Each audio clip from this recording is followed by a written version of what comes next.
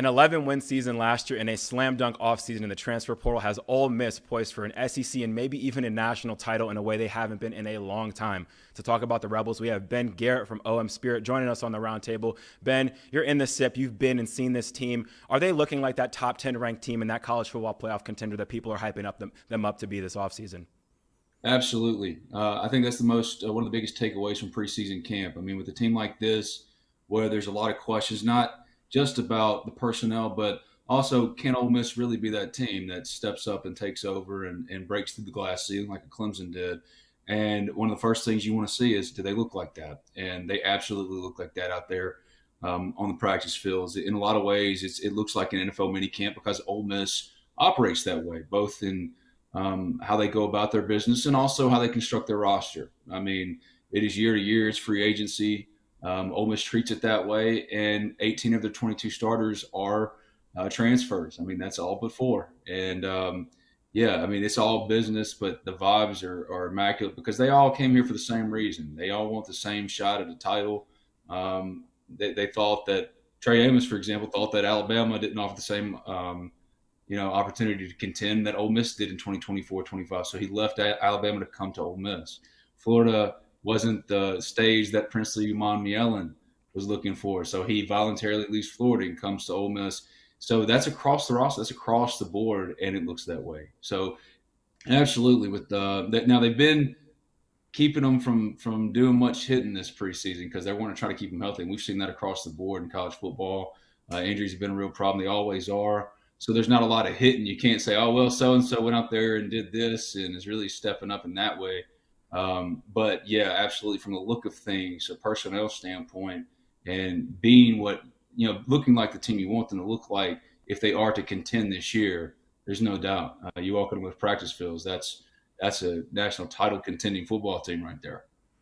Well, you mentioned those transfer portal additions, and that's a lot of the reason, along with these returning starters and returning contributors, that people have this team penciled in with such high hopes when it comes to the CFP. But when it comes to those standout transfer portal guys, whether it's SEC additions or maybe some under-the-radar guys, who would you say are those transfer portal players and additions to this team that you see maybe having the biggest impact this upcoming season? Yeah, I mean, first you're going to mention Walter Nolan. You're going to mention Princely Uman. Those guys were top 10 transfers. You're going to mention Juice Wells. Everybody wants to see what Juice looks like. I mean, he was the best wide receiver in the SEC in 2022.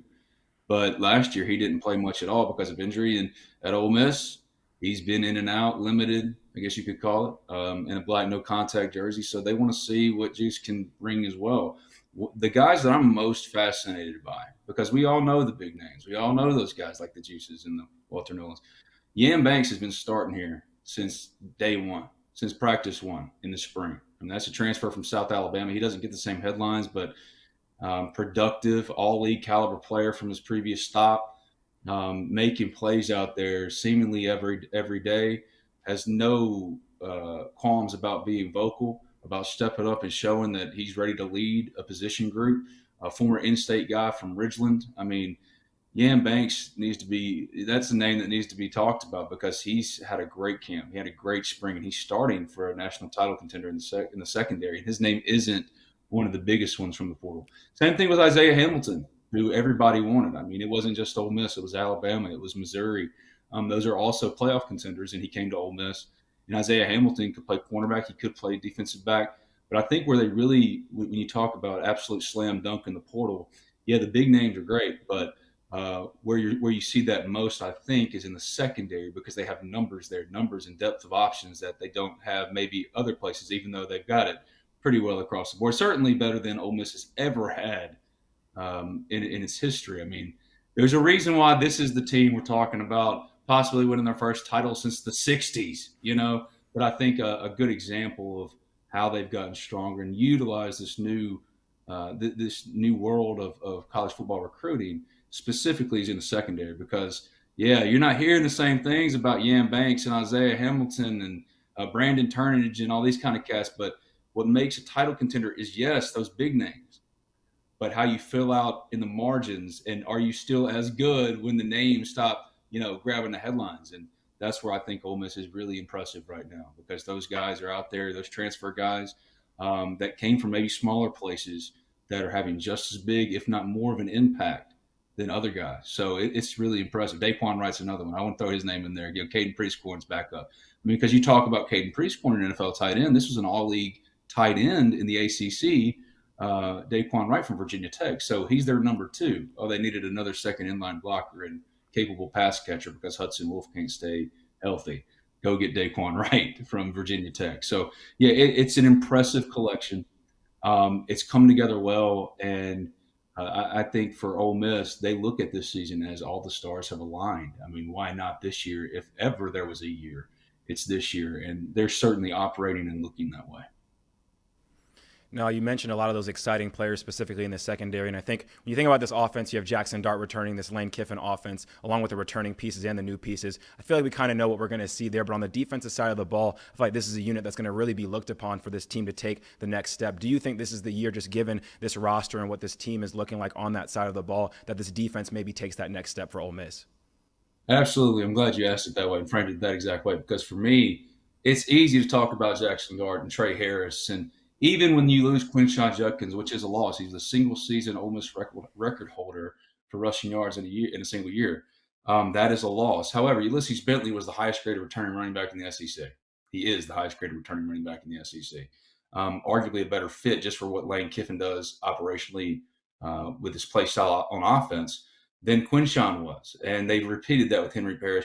And they've got some depth of options potentially with Rashad Amos and Logan Diggs and other guys, but you want to see more out of them.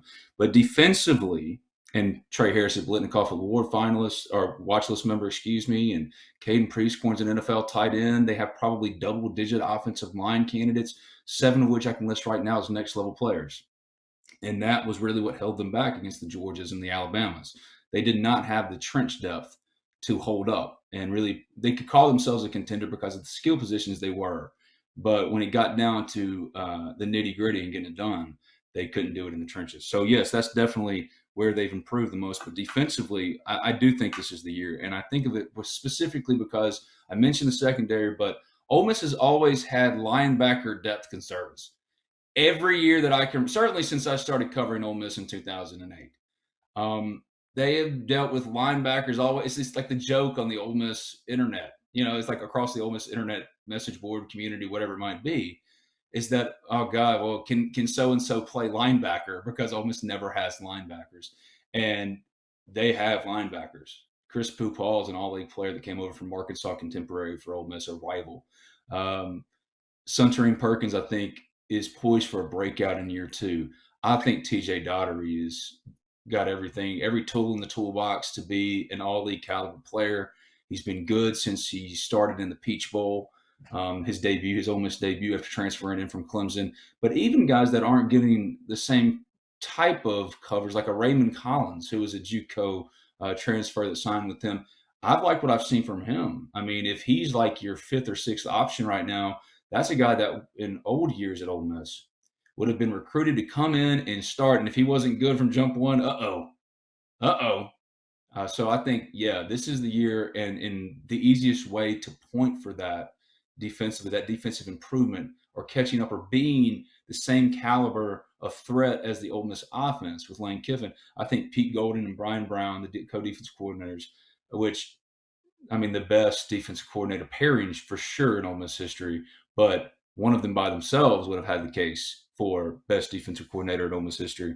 And they have more to work with and the depth to really attack teams that they just did not have. And especially at the second level against the Georgias and the Alabamas. So definitely, I think this one could be the one. Now, we've all seen this movie as Ole Miss people before, like we've seen how the stars are aligning. So there's going to be some skepticism, but the difference with this team is the personnel looks like a national championship contender, like you mentioned to start. It's got to look that way. And when you look out there, if you walk out there, you'd be like, well, if they're wearing purple and gold or Georgia black and red or crimson, this looks like one of those teams on any given year. And that's why we can talk about them that way, because the personnel definitely lends itself to a title contender, if you will. No, those are all great points, Ben. And one last question for you before we let you go here. I want to know what you think are maybe the biggest keys for this team, what being and kind of separating from being good to great and being that college football playoff and that SEC title team. Is it something specific with the offense or the defense you just mentioned? Is it winning some of those big games that are going to be later in the season? What do you think are going to be the biggest keys for this Ole Miss team reaching kind of that potential and that high ceiling they have this year? First and foremost, can you stay healthy? And that's so cliche, and we all say it, but it's true because you look at that specifically with the Ole Miss running backs right now in practices. Ulysses Bentley has been a durability concern ever since he got here from after transferring in from SMU. And it's only because he just can't stay healthy. When he plays, he's really, really good. So they've been cautious with him all preseason camp. They've kept him out, even though he looks like he's ready to go. They want to get him to firm and healthy and then just see if they can get him through 12 to 15 games healthy. But what if he doesn't hold up?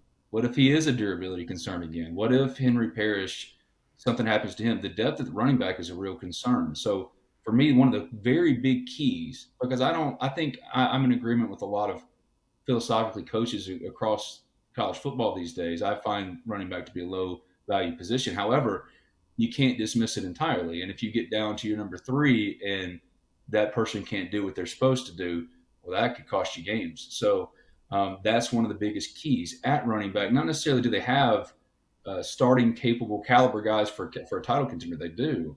Do you have the depth? And I don't know if they do right now.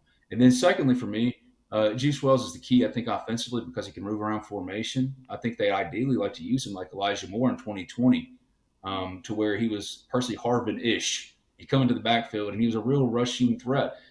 Juice is just like that, but Juice, is he healthy? So you're going to hear a lot of that. Is so-and-so healthy? Is so-and-so healthy? But there's a reason why a lot of these guys were in the portal. There are question marks about guys like a Juice or whoever it might be. Can they be that? But if they can, yeah, Ole Miss is loaded up specifically for the 2024-25 year to make a title run. And then I think the last biggest key for me is, and it's easy, but Jackson Dart, there's no longer a token competition with Luke Altmaier. There's no longer two guys brought in Spencer Sanders and Walker Howard to come in here and replace him. He is the starter. Walker Howard is his backup. Austin Simmons is his backup. He proved last year that he can win at the highest level in the SEC. He won 11 games. That's a program record at Ole Miss. Now, can you take the final big step? You're a Heisman candidate. You got the sixth best odds in college football to win the Heisman.